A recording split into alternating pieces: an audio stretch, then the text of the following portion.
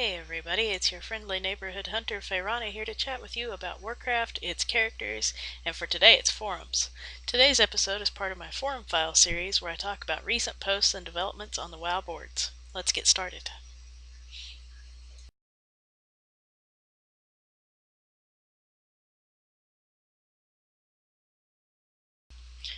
The first post that we're going to talk about today is by Fergus, level 77 human monk.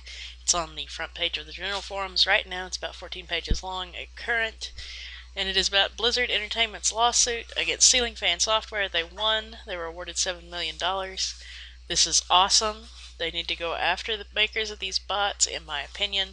But my opinion, obviously, is not shared by some people on the general forums and blows my mind. But yes, there are actually people defending the makers of bot software. Surprise, surprise. And in this thread, we get some really nice posts from Snowfox.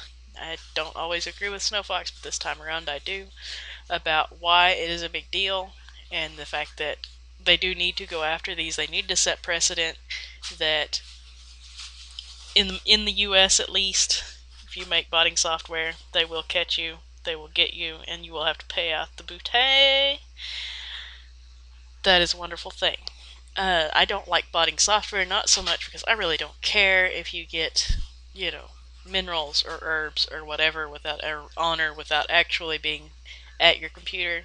I mean, yes, it's nice that it's not botted, but the reason that I have a problem with botting software is because it enables hackers that way they can get, the more accounts they can get their hands on, the more money they can make. So if they use stolen credit cards to fund all these stolen accounts.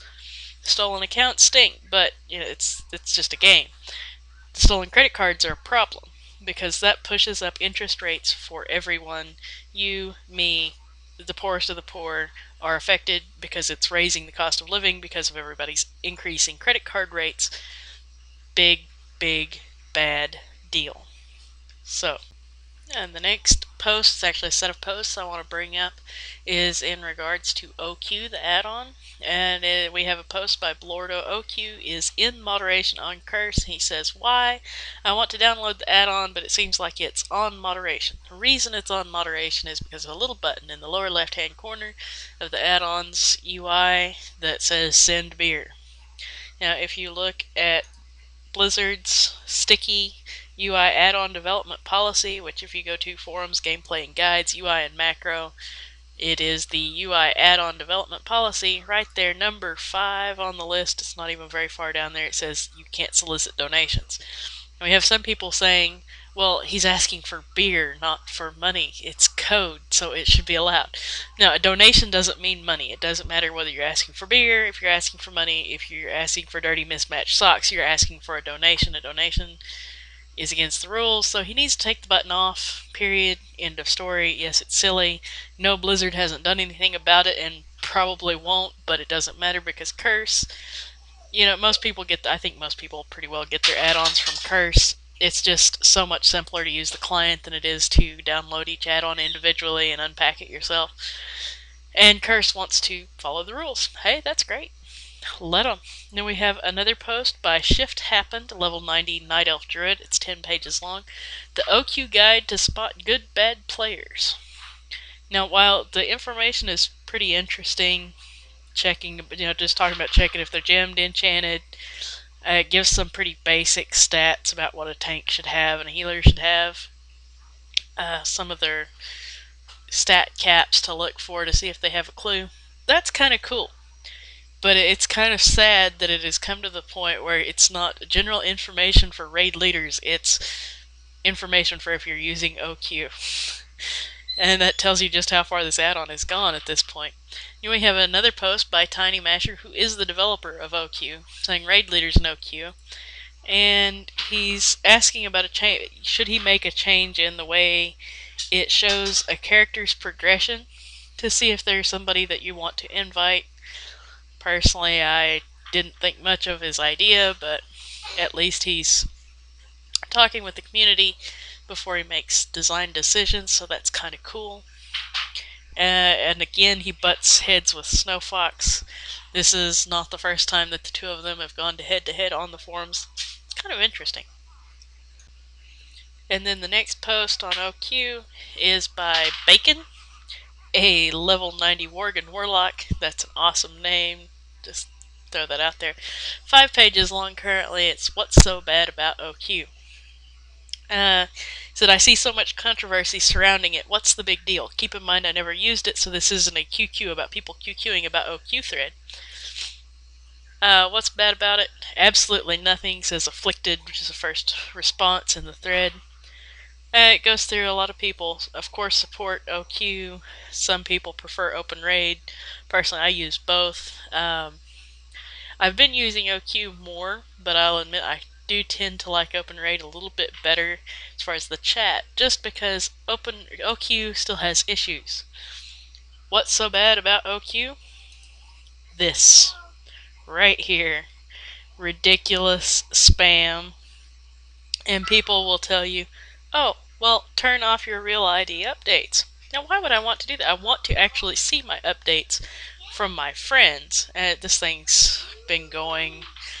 I turned it off, turned it back, or actually, it's turned off right now, and it's still going from 2 different contacts that it made. It's just crazy. People are saying, how dare you have convenience in this game? It was one of the responses to that thread, and I gotta say, I love what it does. I don't like the way that it does it, and I also really don't like the interface. It's very confusing, especially if you don't have a background in programming and you're not familiar with. I know he designed it, and a lot of it is sort of like inside jokes with a certain community. If you're outside that, a lot of it doesn't make sense. A lot of the settings don't make sense. And the most infuriating part of it about it at all, to me, is why I currently have it turned off, is if BattleNet goes down, then you get spammed with this message from OQ using the cross, the big red cross. OQ can't work because BattleNet is down, and it'll resume when BattleNet comes back up. But when that is happening, when BattleNet is down, OQ, the interface and the setup interface for OQ won't work. You can press the minimap button and nothing happens. You can right-click the minimap button and use things on it, like the toggle the marquee, and you can use the go dark mode, but that doesn't stop the OQ won't work because BattleNet is down messages from happening. I don't want to hear it, and I also hate that it is constantly sending me messages that are empty except for an OQ, and that my friends are getting that message. And I know it says in these messages, posts on Blizzard forums, he'll say, well, it suppresses messages that are just OQ. Well, then why am I still getting them? It's really frustrating. Next up, we've got a new sticky about connected realms. We're getting some more connections. And the first ever 3-way connection with Maeve joining the Blood Scout Boulder Fist group. That's pretty cool. I think it's really awesome that they're continuing to play with this and learn about it and work on it. I think that's going to be a major help for players who've been stuck on dead realms, didn't want to leave for one reason or another. I went through that myself. I stayed on a realm that was dying and dying until finally it just completely bottomed out and missed Pandaria. There wasn't enough raiders that had the skill or the time or whatever to do the Pandaria raids. Stone Guards just completely crushed my server. That's how bad it was. Put it that way. You couldn't get 2 tanks in a raid team that could figure out how to pass the dogs back and forth. But the only thing that really concerns me about this is that every time they add a realm to a coalesced group, it's upping the number of characters that you can have on that realm. Which, on the one hand, as a player, is really freaking cool. You know, of course, who wouldn't want to be able to mail their heirlooms back and forth and everything else, and have every character on their account be on one group realm? The thing that concerns me about it is it makes me worry a little bit for the fate of the realms that are currently high pop. Because, you know, a population on a realm goes up and goes up when they're one of the big ones until they reach a breaking point where they've got queue times and guilds start saying, let's just get out of here, let's go someplace that doesn't completely suck but isn't quite this big, you know. Of course, these group realms are probably going to be the first thing on their list just because of that ability to have a higher number of character slots per realm. Next up, we have a post by Roxy and one of my very favorite boards on the WoW forums, which is the Raid and Guild Leadership Forums. If you don't visit that forum regularly, I really suggest you check it out from time to time because there's some cool info that goes through there in threads. They get really good discussion that if they were on the general forums, I think they'd just get blown up by trolls pretty much immediately, but they're able to exist down here on Raid and Guild Leadership. And anyway, Roxy says, so I had a weird experience. I'm the GM of a raiding guild on Zul'jin US. We're 13-14 normal, soon to be pushing into heroic modes. Zul'jin is a pretty high-end raiding server, PvE server, and we are recruiting for a DK Warrior DPS at the moment and have some members in our guild from former high-end top US raiding guilds. We're not an RP guild, we're not on an RP server. But today we got an application from a dude claiming to be a former top 5 US. I thought it was neat and didn't think much of it, but the guy also claimed to be 40 and married with kids, so that seemed a little strange for someone who raided 7 nights a week to be in that sort of a spot in life.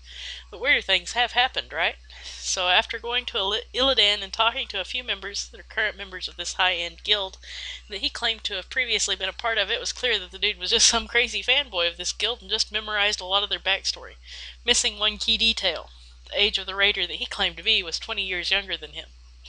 Anyone else have weird experiences like this while recruiting? This is the second time I've dealt with someone like this claiming to be a former top 5 US in my years of being a GM. Now that is just crazy. I mean, why would you do that? I don't understand, I have to say. And we've got some of our regulars here saying that they experienced the same thing.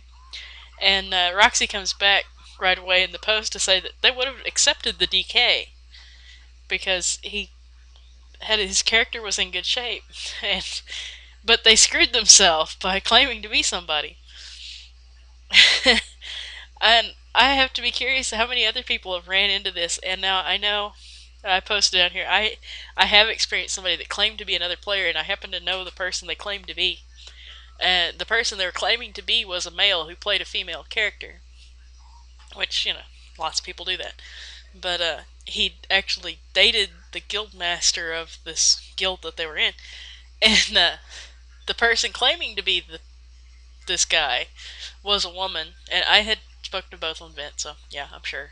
And she was just nuts. Thankfully, I wasn't having to recruit her to a guild, but it was kind of one of those she's sitting there chattering about, oh yeah, that was my character, and I was top paladin on the server, blah blah blah. And I was like, okay, yeah. It's one of those, if you could nod over vent, I would have been smiling and nodding.